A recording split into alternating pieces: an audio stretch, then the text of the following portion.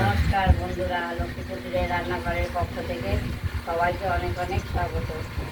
আজকে এই ছাঁচি কুমড়োর ভেতর পুর ভরে এই যে আমরা সেদ্ধ করে রেখেছি। ছাঁচি কুমড়োটা আমরা কেটে নিয়েছি, বাটাই হয়নি, ওই সব আরম্ভ করেছে। এই ছাঁচি কুমড়োটা আমরা এই যে তেল বসিয়ে দিয়েছি, এটা নুন আর জলে গরম করে 10 মিনিট ধরে সেদ্ধ করে নিয়েছি। দেওয়ার পর আমি যতক্ষণ নরম না হয় ততক্ষণ সেদ্ধ করি। ততক্ষণে এই চাল কুমড়ো চাক চাক করে কাটাটা এটা নরম হয়ে গেছে।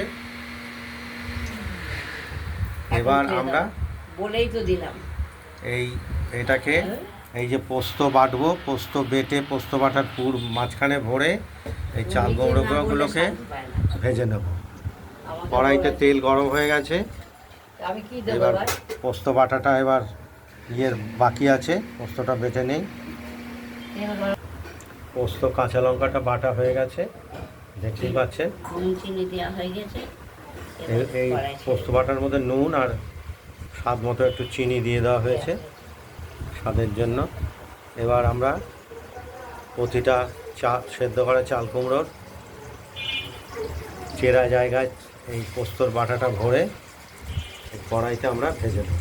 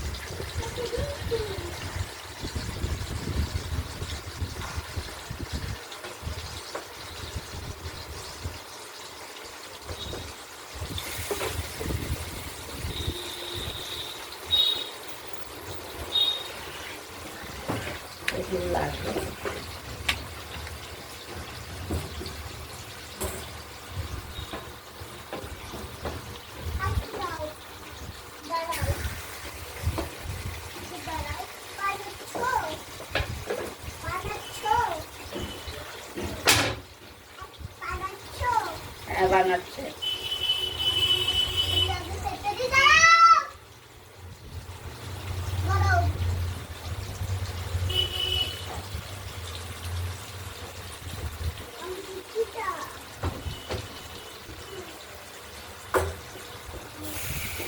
প্রত্যেকটাই পুর ভরে ভরে এই কড়াইতে সর্ষের তেলে আমরা ভেজে নিচ্ছি, দেখতেই পাচ্ছেন। এই পিঠ ও পিঠ করে ভেজে নেবো। একটা পিঠ ভাজা হচ্ছে।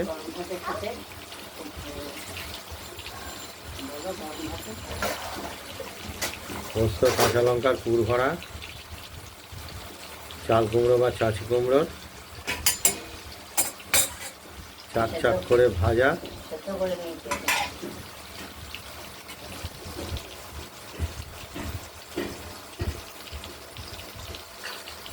এইভাবে ভাজতে হবে।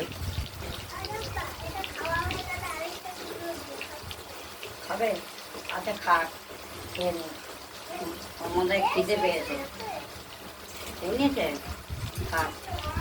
ওই যে ছাঁচি কুমড়ো পুর ভরা করে, ওকে পুর না দিয়ে এমনি ভেজে দিয়েছি, চিনি দিয়েছি, তাই খাচ্ছে। মুখে চিবিয়ে চিবিয়ে খাচ্ছে। ওর মনে হয় খিদে পেয়েছে। গিরিল দে, গিরিল দে, শোনা গিরিল দে, শিগগিরি গিরিল দে।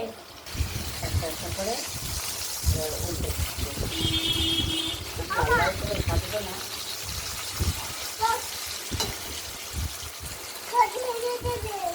দেবে, তুমি ওখানে দাঁড়িয়ে থাকো দিদির কাছে, যেও না কোথাও।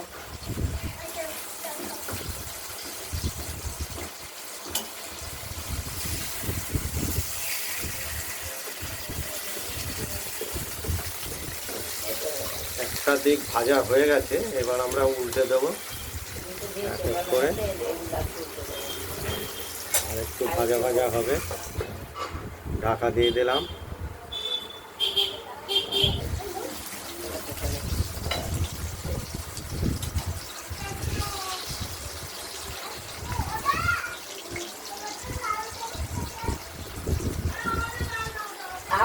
আমাদের নিয়ে যা, পরে দিলেই হবে।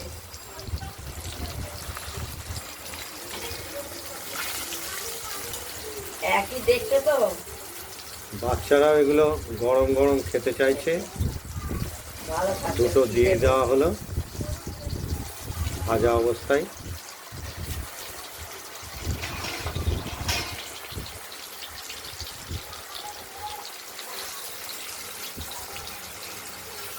এগুলো ভাজতে একটু সময় লাগে, যেহেতু ওর ভেতরের মশলাটা ওকে দিও না।